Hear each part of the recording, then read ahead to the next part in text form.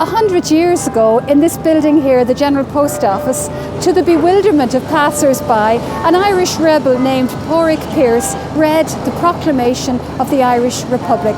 And this was the beginning of the Easter Rising. The Easter Rising was an armed insurrection against British rule undertaken by militant Republicans. Irish moderate nationalists had campaigned for what was called Home Rule. A lot of militant Republicans had got frustrated with this campaign, so they decided to take up arms against British rule in April of 1916. The leaders of the Easter Rising were a very mixed bag of nationalists, we can call it, ranging from a man called Pádraig Pearse, who was a Gaelic scholar, revivalist, educationalist, to James Connolly, who was a Labour leader, a militant socialist, who even called him a Marxist. The rising kind of happened all around the Capuchin Friary in Church Street. They were just finishing dinner when shots rang out, literally 30 yards from where we're sitting now.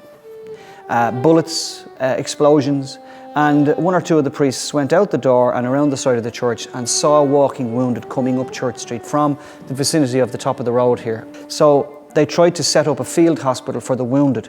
There were 5 Capuchin priests. There was Father Aloysius, Father Albert, Father Augustine, Father Sebastian and Father Columbus, who went to try and find out literally what was going on. They were able to go from Church Street through the streets, again, in danger while the gunfire was happening, to minister to the wounded and to minister to the people who were being brought in to the hospital from literally the front line. Father Augustine felt unafraid that something greater than him was protecting him. After 6 days, the Irish rebels surrendered. The leaders were imprisoned in Kilmainham jail, where the Capuchins tended to their needs until their executions.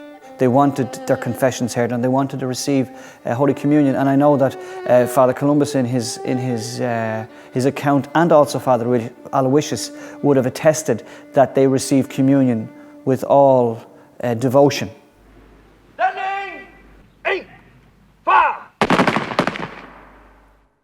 The narrative of all these friars who were involved in ministering to rebel leaders, I think, changed the perception of people's attitude towards rebel leaders in that they emphasised their Catholic faith.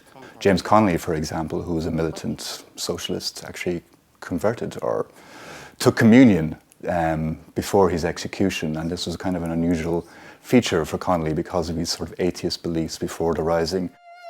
The Easter Rising left almost 500 dead, 2,000 injured, and Dublin city centre in ruins. However, the accounts of the Capuchin Fathers meant it would never be viewed in the same way again.